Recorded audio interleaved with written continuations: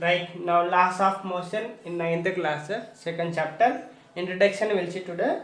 So generally, we discussed already in the motion chapter what is velocity, what is acceleration, that all. So in this lesson, what are the laws of motion? You see, first law of motion, second law of motion, third law of motion. Before going to see that laws of motion, just introduction we'll see about the philosophers and this one scientist. So philosophers of the ancient world were very much interested to know about the study of the motion. So in detail to know that they are very much interested having that. But while studying that only, they raised one question in their mind. What is that question means? What is the natural state of an object? What is the natural state of an object? That question. Generally, our sense, according to our opinion, any one object, moving object, or anyone, if suppose an earth moving object, it will come to rest after some time if you are not applying some force on that one. Suppose example, pedaling of bicycle. If you are stopping pedaling bicycle, it will be stop after some time. Gradually it will come to the stop. So we wonder now that Aristotle, great philosophers of that time, also concluded that natural state of an earth be at a rest. What is the natural state of an earth means? It will be in the rest position. Natural state of earth is any object on earth is rest, he told. So who told? Aristotle.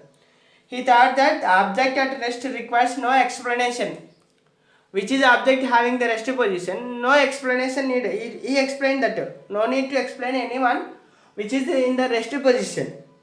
And then next, Galileo stated that an object in the motion will remain in the same motion as long as no external force applied on it.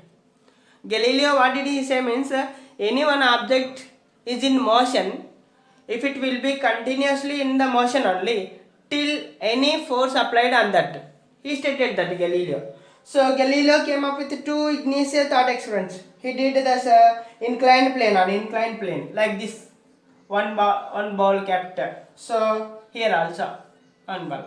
So like this it going. It is coming like this. So these two he told experiments on one way. So as shown in the figure, you observe that when marble rolls down slope, it pick up the speed due to the force of gravity of the earth. That is in figure 1 here. So if one ball is rolled here, it will be speed increases because of the gravitational force. That is. So when the object rolls upward on inclined plane, its speed decreases. Here, if you upward in inclined plane, speed will be decreases, that is. So now let us assume that the marble is moving on a level surface. What will happen? So here it is moving like this. What will happen, that is? So it will continue to move with a constant velocity. No reason to speed or slow down. Here it will move continuously.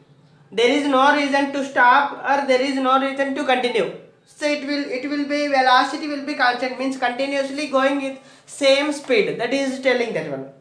So by this experiment, Galileo came to no conclusion, which was in contrast to Aristotle's beliefs that the natural state of an object is rest. So after doing this experiment, Galileo came to know tell that object will be in the rest position only. What did he told? Aristotle, whatever he told, Galileo also came.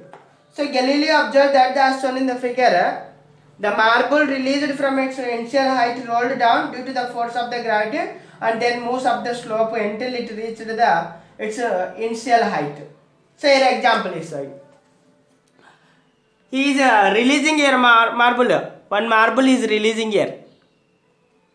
So it will come down and will go certain height because of the force that is released. Then he reduced the angle again. Certain angle here is that certain angle reduced second to be here. Then again he released. Then this time more angle reduced. Level plus is other side level also. So that means the distance traveled by it is greater here. Second time. Here distance traveled more when he released, that is. Then a question, to reach the same height, the ball and go far each time. then a question arises in his mind. How far must it have to move to reach the same height if it has no slope to go up? Since it has no slope to go up as shown in the figure, obviously it should be keep on the moving forever. Here, there is no slope upward. So that's why it will be continuously moves that one. That is telling. He concluded that the natural state of an moving object, if it is free of external influences, is in uniform motion. He told that. Anyone it is a moving object, it will be continuously moving means. If there is no external other forces on that. Suppose one ball moving, if there is no resistance force, it will be moves continuously. Generally it will be stopped because of the resistance force. He is telling that if there is no external forces like resistance etc. So what will happen, that is it will be continuous moves means. Who told this? Galileo he told. So Galileo imagined a world where there is no friction. So there is no friction means that is the resistance power, frictional force is not there means like that. It is but it is not possible without friction. Without friction, nothing in the world. That is you learn in the 8th class only, that is. Which affect the motion of an object plays an important role in our lives of the frictional force. Frictional force plays very important role in our lives. So, for example, if there were no friction, we would not have been able to walk on the ground. We would not be able to stop on the fast moving car. We were not able to write on the board. You are not able to write on the notebooks, or you are not able to sit in any other place. It is very difficult to perform many physical activities without friction. But built upon ideas primarily developed by Aristotle and Galileo, Isaac Newton proposed his 3 fundamental laws which explain the connection between the force and change in the motion. After the explanation giving the Aristotle and Galileo, this Isaac Newton came to give the fundamental laws which explain the relation between the motion and change of the force. These 3 laws only popularly known as Newton's laws of motion. Newton's laws of motion. So that next class we will see that.